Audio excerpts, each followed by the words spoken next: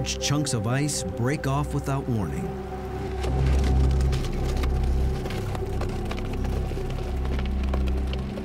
We would try to get up on high ground. We have to move very quickly.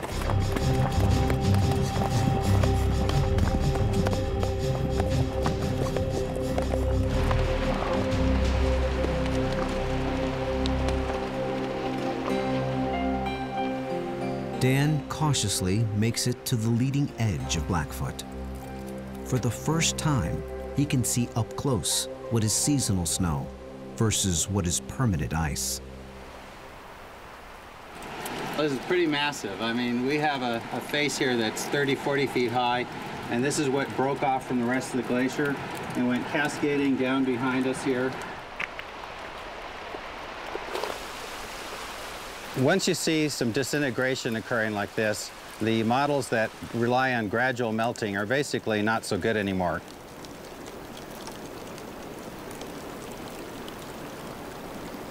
These glaciers are definitely melting 3 to 4 times faster than they used to.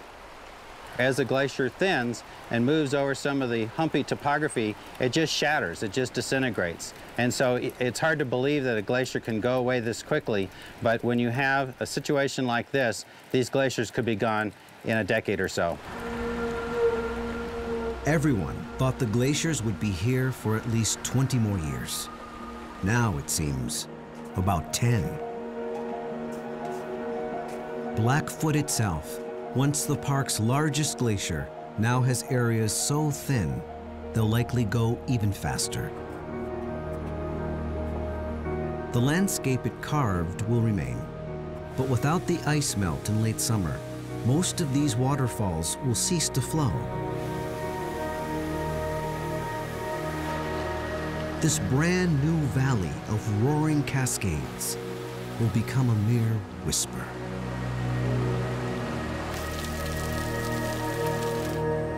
It'll definitely be sad to see the glaciers go.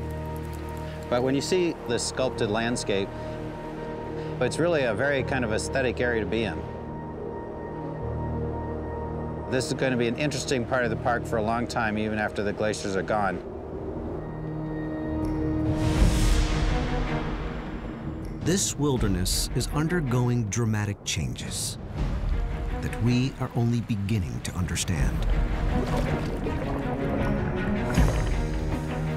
Plants and animals have little time left to adapt to a warmer park.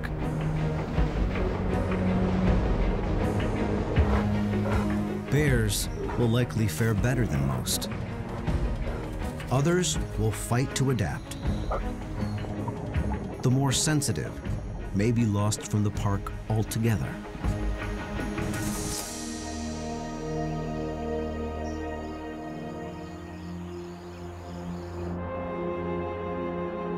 What will remain is a dramatic new landscape.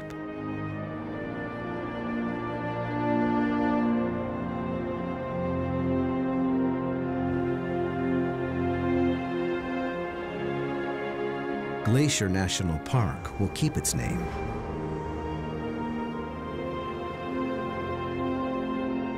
Even when the ice is gone, the impact of the glaciers will live on.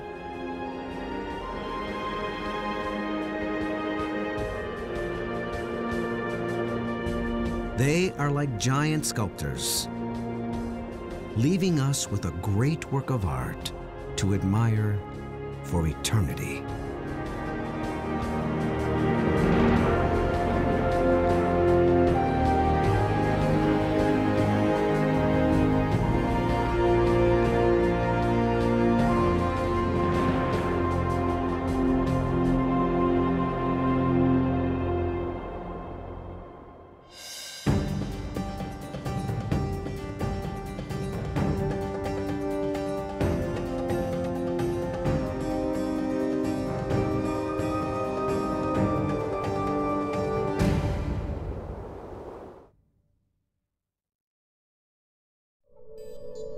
Earth, a unique planet, restless and dynamic. Continents shift and clash. Volcanoes erupt. Glaciers grow and recede. titanic forces that are constantly at work, leaving a trail of geological mysteries behind. This episode explores Everest, the highest mountain on planet Earth. In order to unlock its secrets, a daring mission is undertaken to bring back rocks from the summit. This journey of discovery into the formation of Everest will uncover ancient fossils, hidden crystals, epic weather, and immense structures etched into the mountains. All part of the incredible story of how the Earth was made.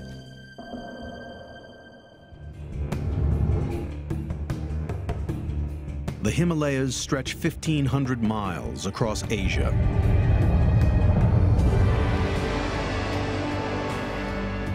They're home to 14 of the tallest mountains on the planet.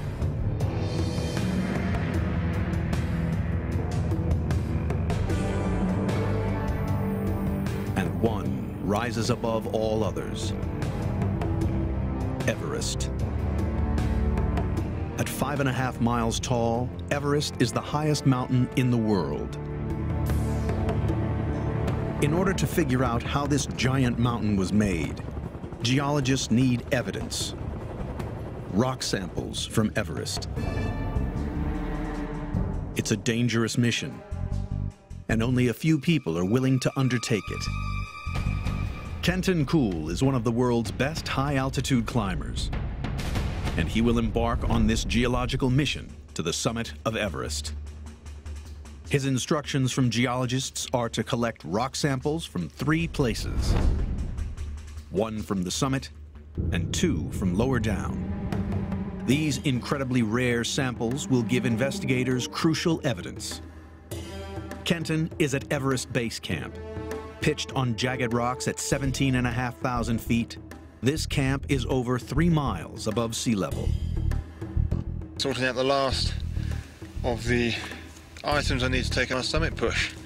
And I've just been to collect a load of Ziploc bags, which I hope to put all the samples in.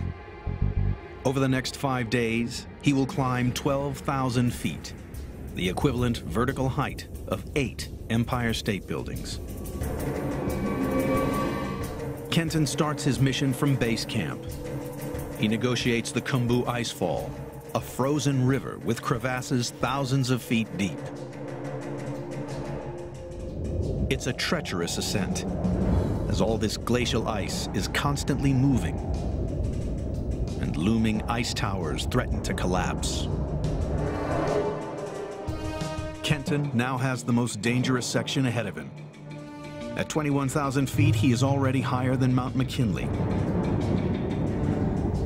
He has a sheer ice climb up the side of Everest. Winds reach speeds in excess of 100 miles an hour, and temperatures drop to -40 degrees. Since leaving base camp, Kenton has climbed for 4 days. At 26,000 feet, he reaches the point which joins Everest and its neighboring mountain, Lhotse. So here we are, this is the South Col, one of the highest camps in the world. 7,950 meters. So high that nothing can actually live here. From this camp, Kenton will leave at 3 a.m., climb through the night, and aim to arrive at the summit in the morning. It's pitch black. That's 3 in the morning. Timing is crucial, and the weather must be ideal. The window for ascent is narrow. There are only around 12 days of the year when climbers can make it to the summit. Kenton must take this opportunity. He now ventures into what climbers call the death zone. Oxygen is needed to make the climb, as the air is 3 times thinner than at sea level. 1 in 10 people die climbing Everest, and most fatalities occur during this final stage. 1 more.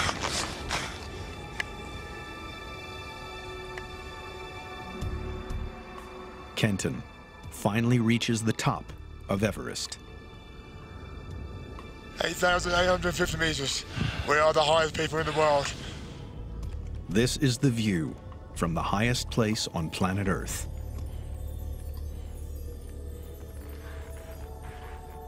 For most climbers, the summit is the ultimate goal. But for Kenton, his mission has only just begun. He heads just below the summit to find an exposed outcrop of rock. Kenton's first sample is a gray limestone. It's soft and easy to break off. This is a sample of the highest rock in the world. One down, two to go. Kenton descends further to collect the next sample. Just below the summit, the rock changes. Climbers call it the yellow band due to its distinctive color. The rock is dramatically different from the summit. Much harder and yellow in color. This is a layer of marble. All right, there we go. This is off the yellow band.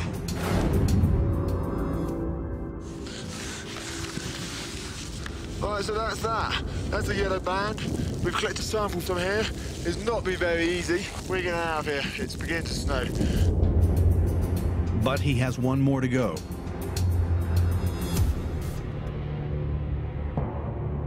Kenton starts the long descent to where he'll get the next piece of evidence. He enters into the Western Cwm, a huge U-shaped valley which has been carved by the Khumbu Glacier, a frozen river of ice that has relentlessly pushed downward over the past million years. Rock and debris in the glacier have ground away at the rock underneath, revealing the base of Everest. Kenton needs to take his final sample from this area of distinctive white rock, granite. So here we are in the Western Cwm on Everest, about 6,400 meters. I'm actually stood underneath one of the easier outcrops to get to. This is a big sort of granite cliff above me. This white rock is full of crystals. It's extremely hard and different again from the summit limestone and the marble.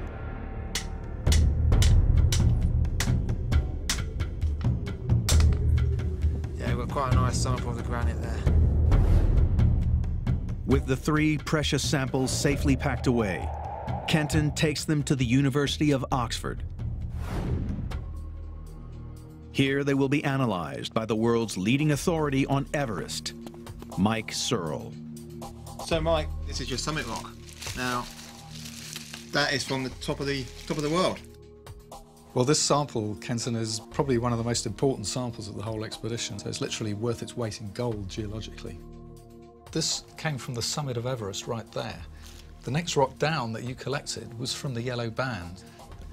And even further down is another rock, a granite. Almost a complete picture of Everest. That's right, yes. Fantastic. Yeah. These 3 rocks are the major components which make up Everest. All that effort to get up to the summit was, I can tell you, was absolutely worth it to get this sample. Good. I hope so. So the next step is we want to find out what's in it. The summit rock is cut into a thin section.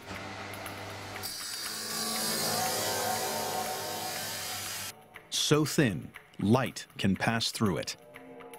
Okay, let's have a look at this slide of a limestone that's from the summit of Everest. The highest rock sample in the world reveals its secret. Oh, that's interesting. What's that?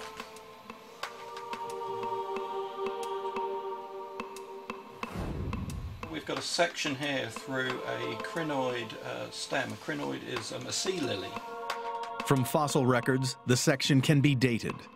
It is over 400 million years old. The sea lily is evidence that the summit rock of Everest was formed in an ancient marine environment.